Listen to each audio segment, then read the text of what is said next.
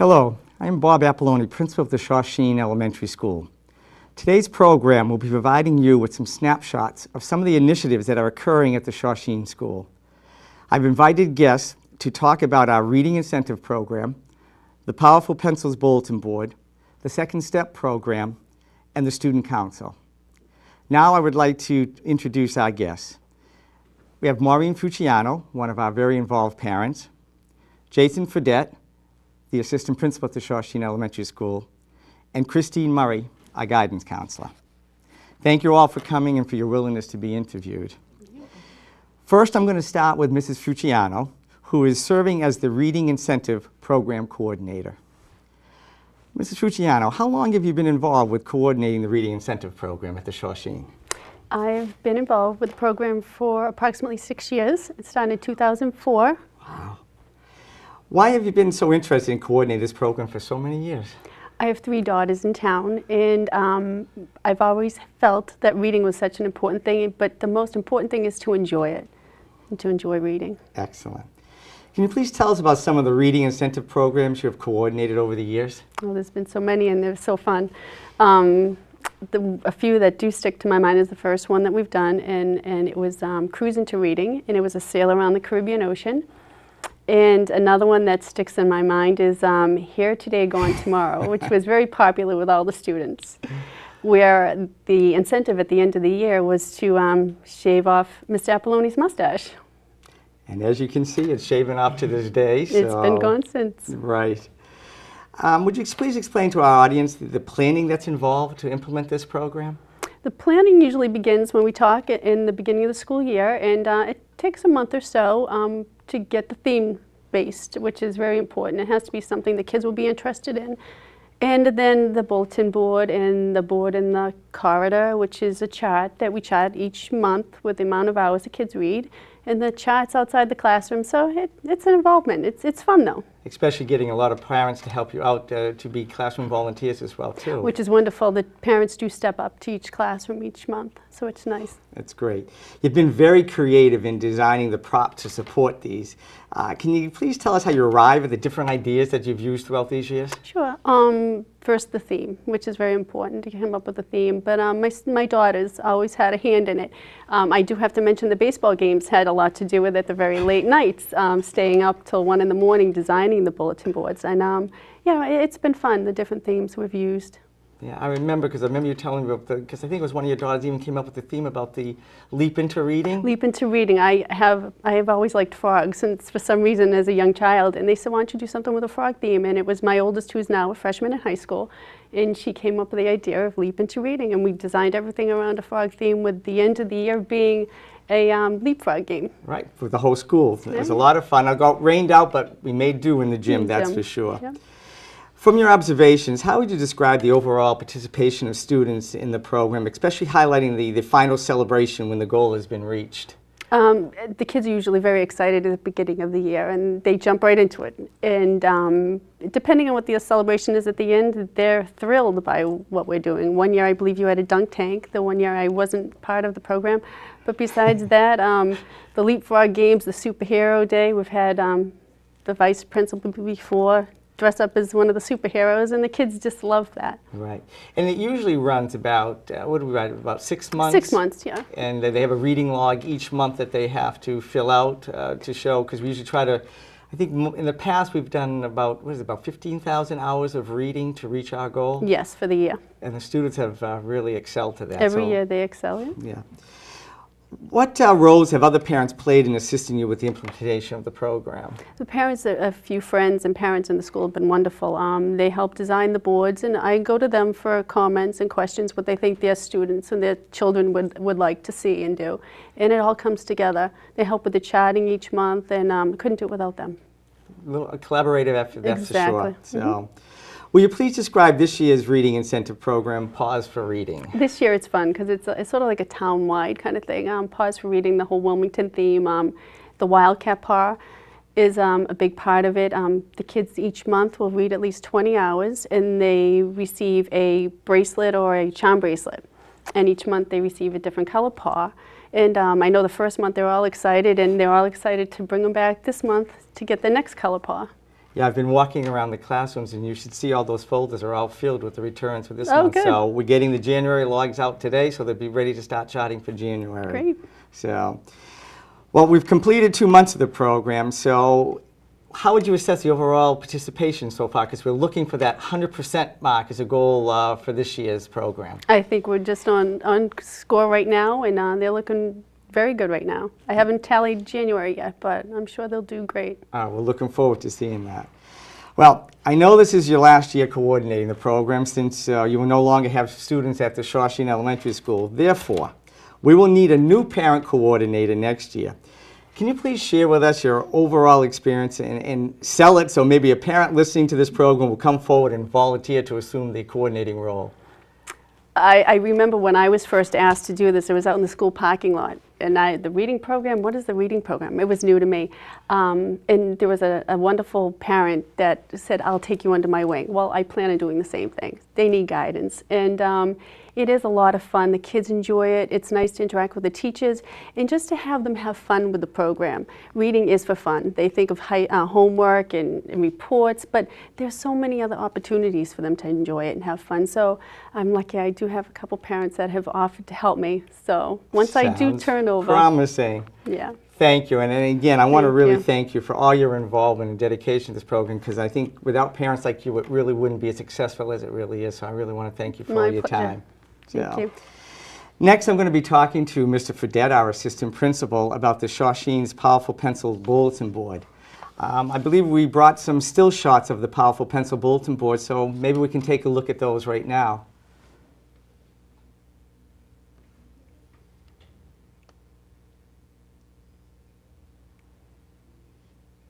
Excellent. All right. Well, Mr. Fredette, can you please tell the audience a little bit about the Powerful Pencils Bulletin Board?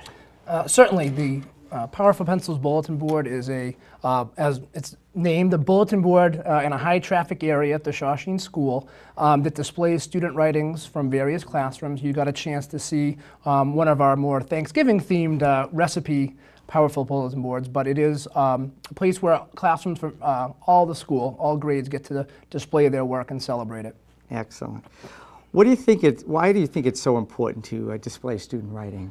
I mean, I think this message starts in the classroom, but what it really does is send the message that student work, their learning is important to us in the classroom and also in the school to celebrate it. So when you do display student work, it's letting them know that we place a high value on what they do in the classroom, what they produce. Exactly. How do you select what classroom will be displaying their creative writing pieces? There is a sign-up for teachers at the beginning of the year so that we can really display the students' writing as they've honed their skills a little bit more. We do start with our older students in 3rd grade. So the 3rd grade classrooms go through first, each spending 2 weeks on the bulletin board, and then we move to 2nd and then to 1st. I think teachers tend to choose kind of a favorite season that they might like to write on, and I've noticed over the past couple of years they try to really sign up in those same spots, but then they're able to bring out their bulletin boards and share what wonderful work the students do. Excellent. Can you tell us about some of the writing pieces that have been displayed? You did see the Thanksgiving recipes, which, as I read through those, putting them up, they were really wonderfully descriptive and really made you get a little hunger pain in your stomach. They tend to be seasonal. I'm putting up this week a New Year's resolution. We had some holiday recipes. Oftentimes I see personal narratives, some creative writing. There have been some wonderful personal letters. Poetry goes up there. So there's really writing from all different really content areas and genres that are able to share, and teachers get creative with how they display it. Great. From your observations, what has been the students' response, particularly when they see their work exhibited on the board? I think we try to make it a real highlight. It's something you include in your announcements when a new class has gone up on the bulletin board. And I really frequently see students go and check either their classroom or their friends' classrooms and read through it. It's a little bit more challenging for those higher spots on the bulletin board for them to reach. But they're very curious about what other classrooms and what other students are doing. I have quick story about one student in particular. Every Monday morning when it switches over, I do that really first thing when I get in, and building's pretty much empty, but we have our before school program, and one student in particular would sit there and watch me put it up, and was very, very intent on reading through almost every one that I would put up, and still does it to this day. He did that last year as a second grade and still does it as a third grader as I put it up, so it is nice to see a curiosity in what work's being done. That's a great story. So, I understand though you're taking a video of a couple of our students reading one of their writing pieces. You want to tell us Yeah, about we did. that, Yeah, I please? have two clips that we brought. One, our first clip is a third grader, Ann Wingate, who is in Mrs. Flaherty's class, reading a piece that she had written about a Thanksgiving recipe. And then we have a second grader in Mrs. Walsh's class, Brady Croak, who's also going to read another delicious entry into our Powerful Pencils bulletin board. So enjoy. I hope you enjoy those clips. Great.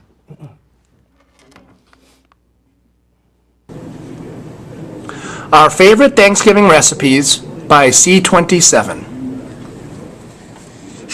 How to make apple orange cranberry sauce by Ann Wingate.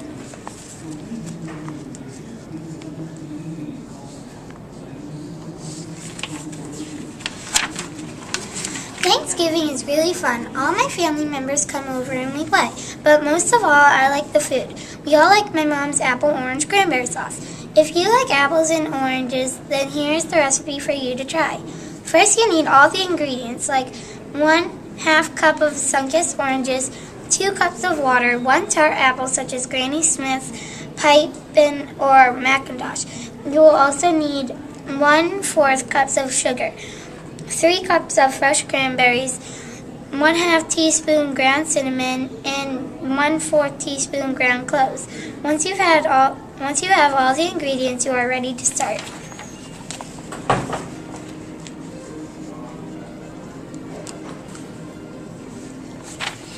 Yeah. Next, squeeze the oranges to get all the juice out. Remove the membrane from the oranges, boil the rinds for 10 minutes, and drain them. Set aside. Peel the core and quarter the apple. Cut it into 1/2 inch dice and put it in a saucepan. Sort the cranberries, discarding any soft ones, and put them in a bowl. Put the apples, orange juice, orange rinds, sugar, cinnamon, and cloves into the bowl too. Then bring to a boil over the heat. Reduce the heat to low and cover the pan partially, letting it simmer gently. Stir it occasionally until the sauce thickens, the apple is tender, and the cranberries burst, usually about 10 to 15 minutes. Put cranberry sauce into a heat-proof bowl and let it cool 1 hour before serving.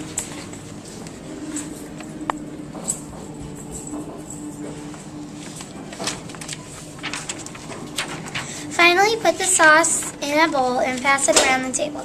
I love Thanksgiving, the smells, the food, and everybody. I hope you love my mom's apple orange cranberry sauce too. I know I do.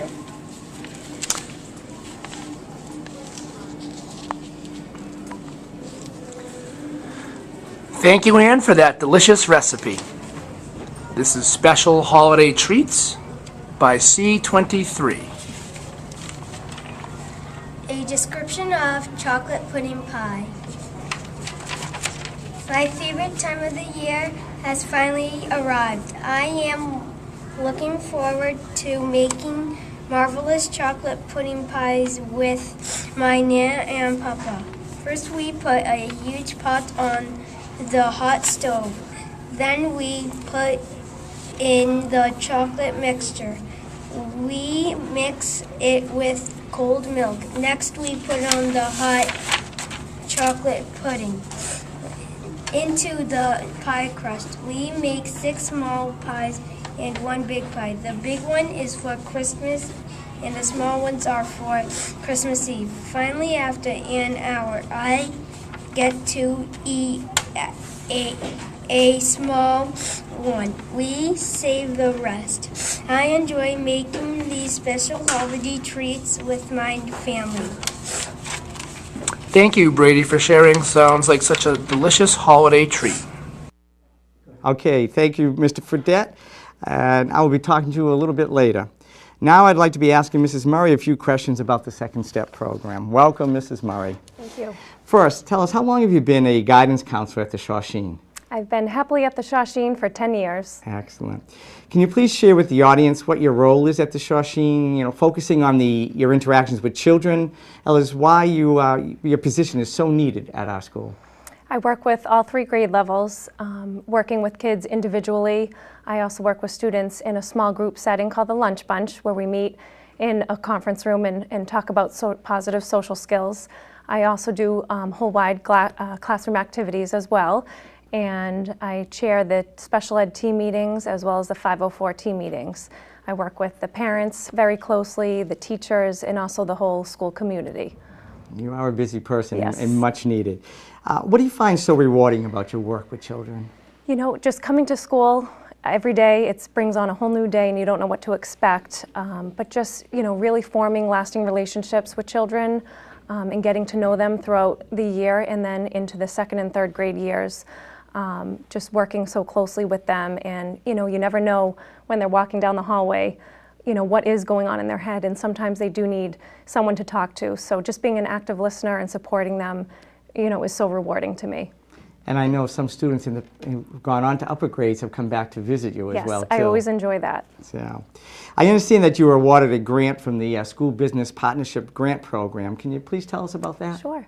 I applied for a grant. It's a violence prevention on Second Step is the curriculum, and it is dealing with social emotional skills to help the whole school community, more of a proactive education approach, a preventative approach to help students with positive social skills. Mm-hmm. And did you participate in any professional development about this program? Yes, I was trained when I worked with this program in Worcester at my internship, and I really saw some, nice responses from the children there that I worked with. The whole school community really benefited from it, and it made me, want to apply for the grant here in Wilmington so I could bring the same experiences, what I had in Worcester, to our school. Well, I'm glad you were awarded the grant. Now, with the heightened awareness of bullying and schools being asked to take proactive steps with anti-bullying student training, how does the Second Step program address this concern? Again, it's a proactive education program, and it specifically looks at 3 units. The first unit works on empathy training, and that really looks into how someone can identify their feelings and the feelings of others. The second unit deals more with problem solving and impulse control and how to really sort through and work together. And the third unit is on anger management and really looking at identifying anger and how to find different ways to calm down and use different techniques. So it's really a nice 3-step curriculum that we work through. And skills that kids Yes. really can use and benefit from. So you're implementing the Second Step program at the Shawsheen now. Can you tell us, what grades are you targeted for this program? Right now I'm working with 2nd and 3rd grade, and it's expected I can, get into 1st grade next year if, possibly apply for another grant to, have that come to our school. Mm-hmm. And what's their response been to the program? Oh, they really enjoy it, especially the activities that go along with the lessons. They get to get up and do role plays and really be active in the group. So they really have been responding in a positive way.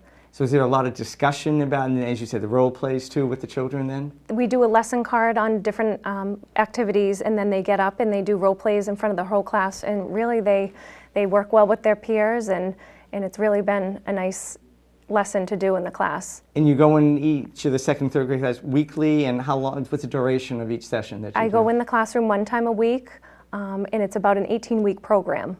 Excellent. So given this is the first year for implementing the program at the Shawsheen, do you think this will become part of your regular role? Are you seeing that it's having such an impact that it's going to be worthwhile to continue? Yes. I'll be continuing this program, going into the classrooms, and it's what I like to do best. Excellent. Do you have any final statements to make that you'd like to make about either your role or about this particular program? And I do have a website with some more information about this that you could look at. Parents are very involved with it. We send home parent letters. I will be having a parent night in the spring to talk more about Second Step. And also we have an anti-bullying awareness week in January 24th. So that's something else our school will be really looking into with all this curriculum of bullying and social skills to help. Well, I know you've proven a great resource, not only to the children, but to the parents as well, and we thank you for your role Thank you. at the Shawsheen. Thank you, Mrs. Murray. Finally, I'm returning to Mr. Fredette, who will be talking to us about the Shawsheen Student Council. And I believe we have a shot of the this current year's student council members.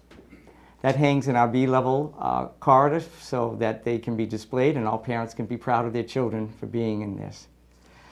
Mr. Fredette, we do have a student council at the Shawsheen whose membership consists of third grade representatives from each third grade classroom. Can you please tell us about the selection process for the membership? Sure. I kind of look at it as a multi-year selection process. As we get to know first, second, and third graders, we kind of look at their body of being and work at the school. The official process, I would say, starts really at the beginning of their third grade year. And I get a chance to visit each of the classrooms and talk about the roles of a student council. Most children are already well aware. I've been getting a lot of questions, especially in second grade, about students, how they get to be on the student council and how do I choose. After I give my talk with all the third grade classrooms, I ask that if they'd like to be a part, that they submit a formal letter to me. And we do talk about kind of things that would go in that letter, but it's not something written, with, just a kind of a form letter. We'd like your true feelings on what you would like to do and why you would want to be on the student council. And once I receive that, all those letters, I end up taking those letters home, reading through them, kind of coming up with a short list, which really contains a lot of students. We have a lot of really worthy students and students that would really do a wonderful job on the student council. But unfortunately, sometimes the job is to whittle that down. I get some help from the teachers, past teachers, even that year's teacher, and they kind of really help me figure out what would be the best combination to work with. I know I consult with yourself and other people in the office who get to know the kids on all different aspects. And then we do make our selection of 3 students per 5th grade classroom. So it's certainly involved and not always an easy for the final decision. It is, and I think as I go into each classroom and I do, they get an official letter, a welcome letter. I do always go through and talk about, we can be, disappointed for ourselves, but that we can also be happy for our friends, and that there's going to be many years of opportunity for them to volunteer for their classroom. And I've always been very impressed with how the students who don't get it react and are very supportive of their friends, and that really kind of makes me think of how worthwhile this is, and the community does benefit from it. I think you were telling us already, though, student response, obviously second grade is already thinking about it. So I'm curious what the response is once you do select, those students who were selected, what do you see in their response? I figured probably about 80% of the third grade class submitted a letter that wanted to be a part of the student council. Even some teachers use the letter as kind of a piece for their portfolio, and so they'll ask that they write negative responses even if they don't want to be. One of the big trade-offs is sometimes they miss recess with the work they might have to do, and some kids, that's an automatic no thank you. But one of the best letters I've ever read was actually a negative response, a very well-written letter, and why this person didn't want to be a part of the student council, but thank me for the opportunity. So really the response is great, and I really enjoy taking those home and reading them. So maybe you can tell us a little bit, share with us some of the expectations that you have for the members of the student council. Certainly. When they are chosen, and this is kind of reiterated throughout their third grade year too, of what kind of people we'll be looking for. But finally, when we have our first meeting, the first word that comes out, our first group of words, is our role model. And you are looked at by the whole school, by the staff, by the community in general as leaders in this school. I always kind of talk about this carrying yourself the right way. We're not talking about carrying yourself, but what it means to carry yourself throughout the school. We're looking for honest, hardworking students, trustworthy students that are willing to make some sacrifices for their day if it is a recess.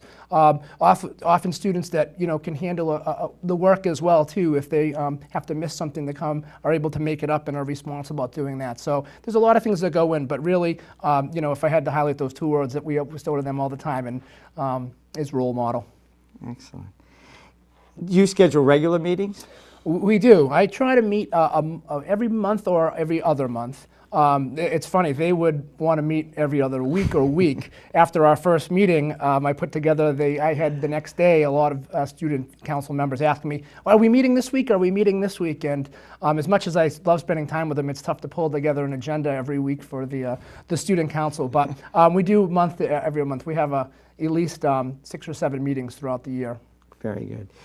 What's the role of our student council members, and can you include like some of the activities that they've been Sure, involved certainly. with? They do attend the meetings, and I do have to say I try to make it seem very official, because this is an official and an important post that they hold at our school. So we do have agendas that come out at the meeting. We talk about projects that we have in mind.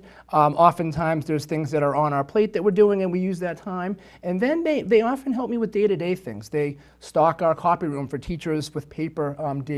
They get our computer lab up and running and log all the computers on in the morning. A big help to me that saves me a lot of time is when I get supply requests from teachers, I'm able to utilize the student council to come down to the supply closet and distribute those. Rather than me running to 6 different classrooms, I have 6 student council members that can run to those 6 different classrooms with supplies.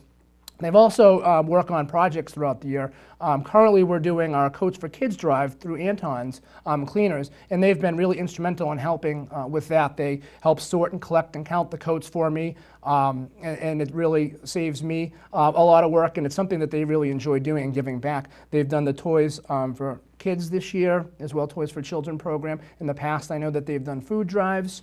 They're also, during our concert times, are a huge help. They act as setup and takedown, and they fold programs, and they distribute programs and are greeters for us during the concert. So they do have a big role that they play in our school. And I think they do a great job rising to all the world expectations, for sure. So finally, will you please share with us your experiences in working with the students on the student council over these past couple of years? Certainly. I find it very rewarding when I sit with these students and work with them, how seriously they take their responsibility. They come to these student council meetings and are ready to participate, and really we kind of develop a beginning of some real civic duties here, and we do talk a little bit about that and how they contribute to the community. How can they contribute to the Shawsheen, but beyond that community? And I think what has always impressed me about these students is they really rise to the occasion. We put them in a role of responsibility, and it really they don't disappoint. They come through and they represent their school and their towns and their families with great dignity, and it's wonderful to see. It is, especially for 3rd graders. I think It it's is. great. Thank you, Mr. Fredette. Well, I hope you've enjoyed hearing about some of the exciting initiatives occurring at the Shawsheen. It's our goal to have our students build a solid foundation of skills in reading and writing. It's also our intent to assist students in becoming responsible citizens by building good character. I would like to close by thanking my guests, Mrs. Fucciano, Mr. Fredette, Mrs. Murray. I also want to thank Brady and Ann for their great job of reading their writings from the Powerful Pencils Bulletin Board. We appreciate you tuning into this segment of In the Loop. Goodbye.